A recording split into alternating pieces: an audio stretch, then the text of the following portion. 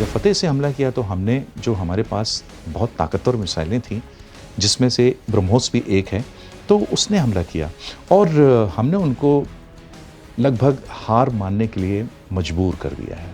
पाकिस्तान बहुत डरा हुआ था, डरा हुआ है। तो आपको क्या लगता है कि कोई क्रेडिबिलिटी है उन लोगों की? पाकिस्तान की कभी कोई क्रेडिबिलिटी न थी, न है, न रहेगी। इतना विध्वंसक था ये हमला पाकिस्तान के ऊपर कि पाकिस्तान जैसे गिड़गिड़ाते हैं, उस तरीके से पाकिस्तान को जवाब दिया है। जो S-400 सिस्टम है जी, जो पाकिस्तान को बहुत भारी नुकसान पहुंचाया, तो आपको क्या लगता है कि और ज़्यादा इसको और विकसित किया जाएगा? जब मिसाइल पावर की बात आती है, मिसाइल शक्ति की बात आती है, भारत मिसाइल के क्षेत्र में सबसे शक्तिशाली देश बनना चाहता है और है। पहलगाम आतंकी हमले के बाद भारतीय सेना ने पाकिस्तान से जो बड़ा बदला लिया है, उसमें ब्रह्मोस मिसाइल की खूब चर्चा हो रही है।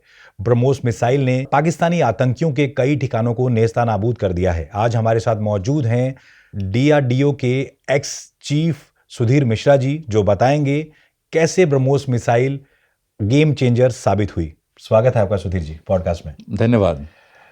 क्या क्या खूबियां हैं ब्रह्मोस मिसाइल की जिससे पाकिस्तान थर थर कांपता है?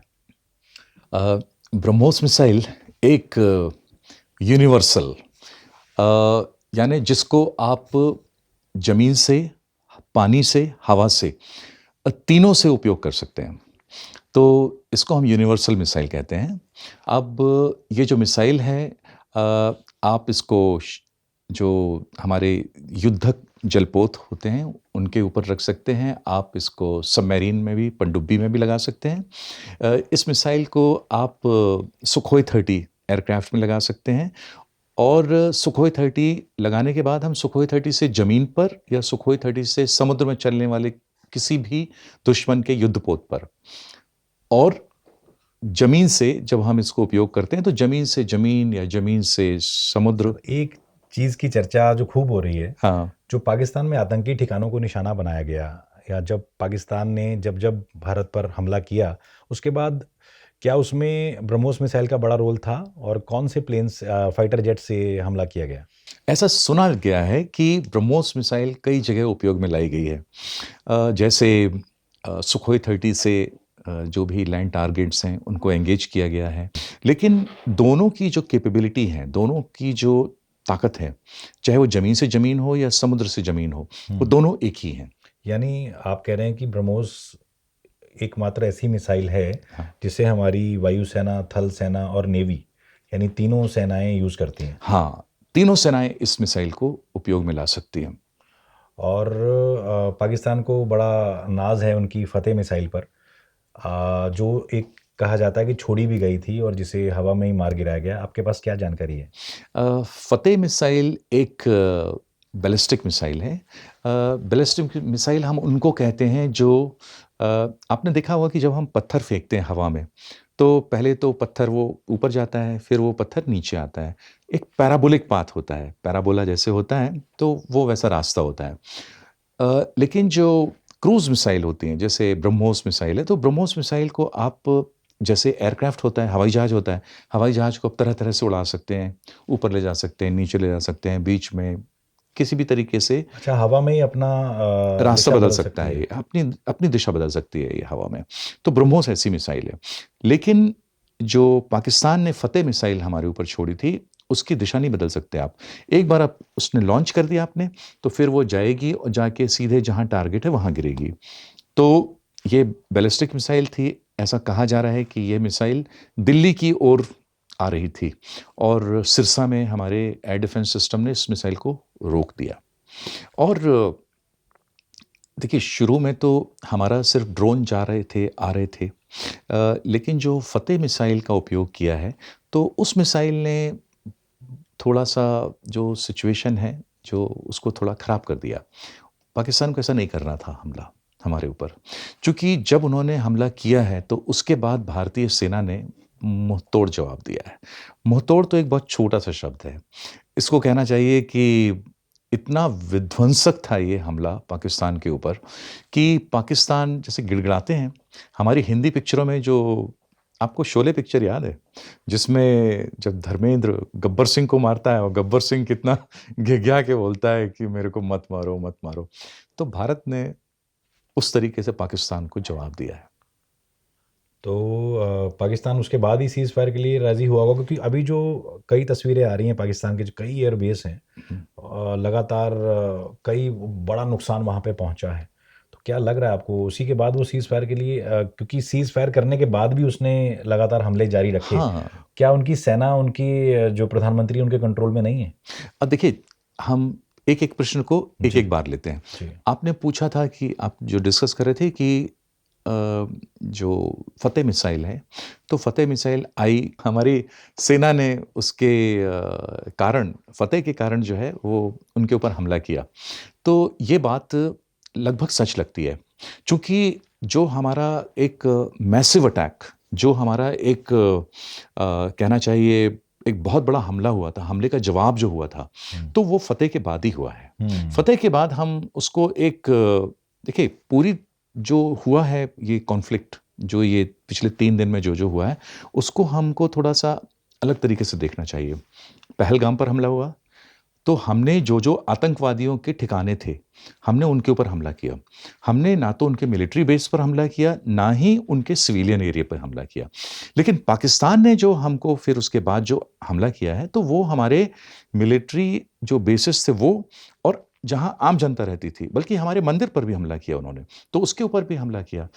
तो बात थोड़ी हाथ से दूर चली गई और उसके बाद उन्होंने फ़तेह से हमला किया। जब फ़तेह से हमला किया तो हमने जो हमारे पास बहुत ताकतवर मिसाइलें थीं, जिसमें से ब्रह्मोस भी एक है, तो उसने हमला किया और हमने उनको लगभग हार मानने के लिए मजबूर कर दिया है।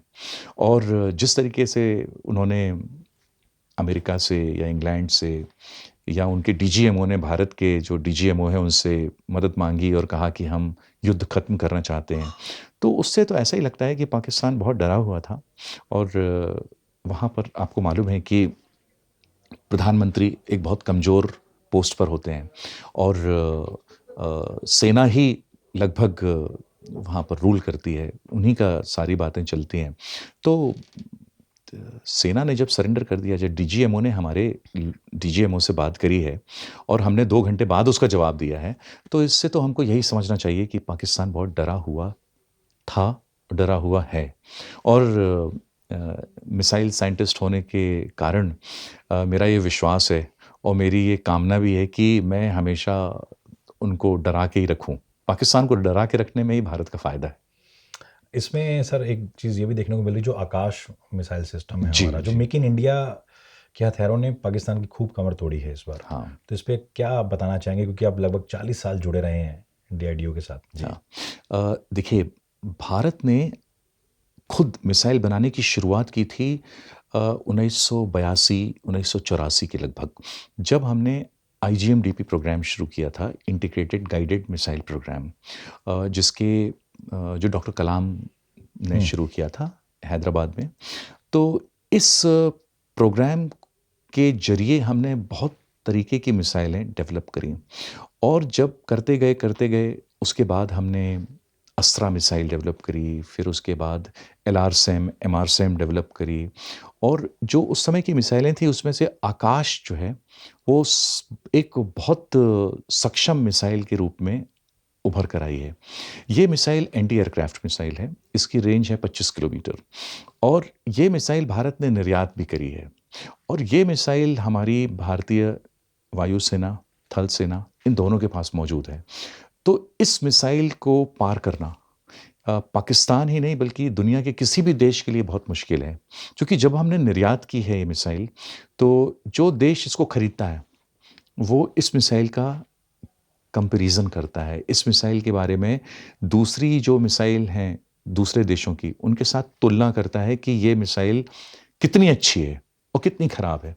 तो उन्होंने तुलना की और तुलना करने के बाद उन्होंने देखा कि ये दुनिया की सबसे अच्छी मिसाइल है, तो उन्होंने इसको खरीदा और ये मिसाइल जो है 25 किलोमीटर की रेंज में दुश्मन के किसी भी हवाई जहाज़ को, यूएवी को यूएवी तो बहुत छोटा होता है, तो मैं बड़े यूएवी की बात कर रहा हूँ जो मतलब मेल और हेल होते हैं। मेल यानी कि जो मीडियम एल्टीट्यूड या हाई एल्टीट्यूड जो ड्रोन होते हैं, जो बहुत महँगे होते हैं, उनको उनके लिए काफ़ी घातक है और उनको ये ला सकती है ज़मीन पर। तो ये बहुत अच्छी मिसाइल है आकाश। एयर डिफेंस सिस्टम पाकिस्तान का पूरी तरह से ध्वस्त कर दिया था ध्वस्त। भारत की सेना ने। तो आपको क्या लगता है कि पूरी तैयारी थी, इतने सालों से हम लोग कई एक्सरसाइजेस करते हैं, तो क्या इसका फ़ायदा हमें खूब मिला? क्योंकि निशाना बहुत सटीक था। एयरफोर्स ने खुद कहा है कि जो प्लान किया गया था कि जहाँ जहाँ आतंकी ठिकाने हैं, और उस प्लान पर पूरा टारगेट हिट किया गया है। तो इस पर क्या लगता है आपको कि इसी के चलते पाकिस्तान में खूब खौफ का माहौल रहा? हाँ, मुझे ऐसा लगता है कि जब पीस टाइम होता है, जब शांति काल होता है, तो हम बहुत सारे एक्सरसाइज़ेज़ करते हैं, अलग-अलग देशों के साथ मिलके। हम बहुत सारे गेम भी प्लान करते हैं, खेल। एक जो कंप्यूटर गेमिंग होती है, वो भी हम करते हैं। हुँ, गेमिंग करते हैं, सिमुलेशन करते हैं, ये देखने के लिए कि हम कहाँ हैं हुँ, और हमारे जो दुश्मन हैं, दुश्मन देश वो कहाँ पर हैं। तो हमने जब भी गेमिंग की है, हमने जब भी सिमुलेशन किया है या हमने जब भी दूसरे देशों के साथ मिलके ये एक्सरसाइज़ेज़ की हैं, तो हमने देखा है कि हम हर बार लगभग जीते हैं। और इस बार हमारी सेनाओं ने ये पहले से सोच के रखा था कि कहाँ-कहाँ पर हमको हमला करना है और किस तरीके से पाकिस्तान को उसके घुटनों पर लाकर खड़ा करना है। और हमने किया, ये पूरी पूरी तरीके से किया। हुँ। तभी तो 3 दिन में हमारे लिए भारत एक बहुत बड़ी इकोनॉमी है। भारत दुनिया की चौथी बड़ी इकोनॉमी है। हमारे लिए लड़ना एक बहुत आसान बात है, हम सालों लड़ सकते हैं। लेकिन एक गरीब देश पाकिस्तान, जिसके पास रोज़मर्रा की चीज़ें खरीदने के लिए पैसे नहीं हैं, सरकार चला नहीं पा रहे हैं, उनके लिए तो 2-3 दिन लड़ना ही एक बहुत बड़ी बात है। स्वदेशी ब्रह्मोस मिसाइल बनाई जा रही है। जी। इसकी रेंज क्या होगी? दूसरा, अटल जी कहा करते थे, पूर्व प्रधानमंत्री, हुँ। कि हमारे जो हथियार होने चाहिए वो चीन को ध्यान में रख के बनाते हैं हम लोग, या बनाने चाहिए। तो ज़्यादातर जो बनाई जाती हैं मिसाइल्स, क्या चीन को ध्यान में रख के बनाई जाती हैं? क्योंकि वो कहते थे कि चीन असली दुश्मन है, पाकिस्तान एक मोहरा है। तो हुँ, आपको हुँ। क्या लगता है? देखिए क्या होता है जो भी हथियार बनाए जाते हैं, तो सबसे पहले उनके जो स्पेसिफ़िकेशन है वो डिसाइड करते हैं। तो वो डिसाइड करते हैं यूज़र, जो हमारे उपयोग करता है। जैसे भारतीय थल सेना, नभ सेना और जल सेना। तो इन तीनों सेनाओं के पास अपनी-अपनी रिक्वायरमेंट होती है और उनके पास एक समय सीमा होती है कि 5 साल में हमको ये चीज़ चाहिए, 10 साल में कुछ और चाहिए, 15 साल में कुछ और चाहिए। तो हम जब कोई भी हथियार बनाते हैं तो उस सीमा को, उस स्पेसिफ़िकेशन को ध्यान में रख के बनाते और हैं। दुश्मन मुल्कों को भी ध्यान में रख के बनाई जाती है? हाँ, तो जो हमारी आर्म्ड फोर्सेस हैं, जो रेंज। हमारी सेनाएँ हैं, तो वो हमारे जितने भी उनके दुश्मन हैं, पाकिस्तान है, चाइना है और भी जो संभव हो सकते हैं आज से 10 साल बाद, 15 साल बाद, तो उन सब के बारे में सोच के बनाती हैं। ये एक विज़न डॉक्यूमेंट होता है उनका, जिसको ध्यान में रख के वो बताते हैं कि आप ऐसा-ऐसा करना है हमको। जो ये लखनऊ वाली यूनिट है, जी। उसमें नए तरीके की ब्रह्मोस बनाई जा रही है। वो कैसे पहले वाली ब्रह्मोस मिसाइल से अलग है? लखनऊ में 2 तरीके की मिसाइल बनाई जा रही हैं। एक तो है जो हमारी ब्रह्मोस जो हम हमेशा बना ही रहे हैं और हमारे जो उपयोगकर्ता हैं उनकी जो डिमांड है, उनकी जो रिक्वायरमेंट है वो थोड़ा बढ़ गई है।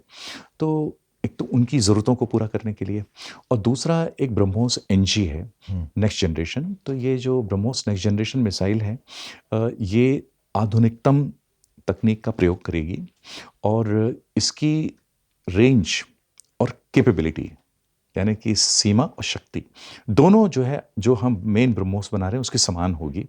और ये मिसाइल चूँकि छोटी होगी तो हम इसको सुखोई 30 में या किसी और एयरक्राफ्ट में जैसे तेजस है, तो इसमें हम इसको ज़्यादा संख्या में लगा सकते हैं। क्योंकि अभी जो है हम सिर्फ़ 1 मिसाइल लगा पाते हैं, हम शायद 5 मिसाइल लगा पाएँगे सुखोई 30 में। वेट कम करने से। वेट कम करने से और इसी प्रकार हमारे जो युद्धक जलपोत हैं, शिप्स जो हैं, वॉरशिप्स हैं, तो हम वॉरशिप्स में भी ज़्यादा संख्या में मिसाइल लगा पाएंगे। जहाँ पर हम 16 लगा पाते थे, अब शायद हम वहाँ पे 40 लगा पाएंगे, क्योंकि साइज़ छोटा साइज़ हो गया है, कम हो गया। पनडुब्बी में भी सेम, पनडुब्बी में भी ऐसा ही हो सकता है। हम इसको थल सेना में भी ऐसे ही कर सकते हैं कि उसकी जो जिसके ऊपर हम लेके जाते हैं लॉन्चर, तो लॉन्चर में भी 3 मिसाइल लगते हैं। तो इसके बाद हम हो सकता है 10 मिसाइल लगा पाएँ, हो सकता है 12 मिसाइल लगा पाएँ, या हो सकता है 16 मिसाइल लगा पाएँ, थोड़ा लंबा ट्रेलर करके। तो जो हमारी जो संभावनाएँ हैं, वो बहुत सारी हैं इस मिसाइल के द्वारा। कहते हैं कि जो पाकिस्तान और चीन है, भारत की जो नेवी है उसकी ताकत से काफ़ी मतलब उनको पता है कि ये बहुत बड़ी ताकत है नेवी की। जैसे आपने कहा कि ब्रह्मोस उनमें फिट हो सकती है और ज़्यादा फ्यूचर में जब उसका वेट कम करेंगे तो और ज़्यादा हो सकती है। तो जो हमारी पनडुब्बियाँ रहती हैं, जो हमारे वॉरशिप्स हैं, जी। तो क्या इस बार पूरी तरह तैयार थे? मौका तो मतलब सबको मिला है। मौका सबको मिला मौका है। सबको मिला है, और लेकिन जो रोल होता है वो अलग-अलग होता है। तो हमारी जल सेना के पास सिर्फ वॉरशिप्स नहीं हैं, उनके पास सबमरीन भी हैं। सबमरीन। तो जब आप कोई भी युद्ध लड़ते हैं, तो आप अपने दुश्मन को वायु, ज़मीन या पानी, तीनों का उपयोग करने से रोकते हैं। तो हमारे पास जो सबमरीन है, मुझे मालूम नहीं है, लेकिन मैं ऐसा गेस कर सकता हूँ कि हमारी सबमरीन ने जाके ज़रूर उनके जो समुद्र के ज़रिए उनके जो उथल-पुथल मचाई वॉरशिप्स होगी। हैं, उनको रोका होगा, ब्लॉक किया होगा। तो हम बेसिकली ब्लॉक करते हैं, तो हमने ब्लॉक किया होगा। और अ, वायुसेना ने तो ब्लॉक किया ही किया, जो एयर स्पेस था उसको डिनाई किया, उनको नहीं उपयोग करने दिया। थल सेना ने भी उनको आगे नहीं बढ़ने दिया। तो तीनों सेनाएँ मिल के काम करती हैं हमेशा। हाँ, ज़रूर होगा रोल, तो होगा। होगा, रोल होगा। और भारतीय जल सेना पूरी दुनिया में एक बहुत ताकतवर जल सेना है। और भारत की हमेशा एक स्ट्रैटेजी रही है कि हम शांति से रहना चाहते हैं। शांति से रहने का एक कारण है, हम चाहते हैं कि हमारे जो देश के जितने भी लोग हैं, ये सुखी रहें, समृद्ध रहें, और हम तरक्की करें, आगे बढ़ें। और इसके लिए हम पीस चाहते हैं, और भारत को एक स्ट्रॉन्ग, एक ताकतवर देश बनाना चाहते हैं, जिससे हमारे ऊपर किसी प्रकार की कोई असुरक्षा की भावना भी ना आने पाए। तो इसलिए कह सकते हैं आप कि जल सेना बहुत ताकतवर जल सेना है, बहुत ताकतवर है। जो पाकिस्तान झूठ बोल रहा है कि जी उन्होंने हमारे कई ऐसे सेंटर्स था उन उसको नुकसान पहुंचाया है, हालांकि ऐसी तस्वीरें दुनिया ने देखी नहीं है। वो तो अपनी एक वीडियो गेम को ही उनके मंत्री कह देते हैं कि सोशल मीडिया पे मैंने ये देखा था। तो आपको क्या लगता है कि कोई क्रेडिबिलिटी है उन लोगों की? कोई पाकिस्तान की कभी कोई क्रेडिबिलिटी न थी, न है, न रहेगी। जब तक लोकतंत्र वहाँ पर एक स्ट्रॉन्ग पॉलिटिकली एस्टेब्लिश नहीं होता है, और जब तक उनकी आर्मी अपनी बैरिक्स में वापस नहीं जाती है, तो उनको छोड़ना पड़ेगा ये लालच कि वो देश के ऊपर शासन करेंगे। तो तब तक वहाँ पर अशांति रहेगी और उनकी प्रगति नहीं हो सकती है। अच्छा, एक सवाल और है, चूंकि आप डीआरडीओ से जुड़े रहे, जो S-400 सिस्टम है, जी। इस बार उसने जो पाकिस्तान को बहुत भारी नुकसान पहुंचाया, तो आपको क्या लगता है कि और ज़्यादा इसको और विकसित किया जाएगा? हाँ, भारत, जब मिसाइल पावर की बात आती है, मिसाइल शक्ति की बात आती है, भारत मिसाइल के क्षेत्र में सबसे शक्तिशाली देश बनना चाहता है, और है। और हम किसी भी प्रकार की मिसाइल बना सकते हैं। जहाँ तक बात है S-400 की, तो S-400 एक रशियन सिस्टम है, जिसको हमने, ये जो पाकिस्तान की मिसाइल दिल्ली की ओर आ रही थी, फतेह-2, तो फतेह-2 को गिराने में, उसको ख़त्म करने के लिए किया था। और भारत के अपने प्रोग्राम्स हैं जो S-400 के समान ही हैं, और हम अपना जो इंडिजिनस सिस्टम है, जो हमारा अपना सिस्टम है, वो भी हम बना के थोड़े दिन में ले आएंगे देश में। उम्मीद करता हूँ ये पॉडकास्ट आपको पसंद आया होगा। अगर पसंद आए तो इसको लाइक और शेयर करिए, और खूब दर्शकों तक पहुंचाइए, ताकि हम आपसे दोबारा जुड़ते रहें। बहुत बहुत शुक्रिया।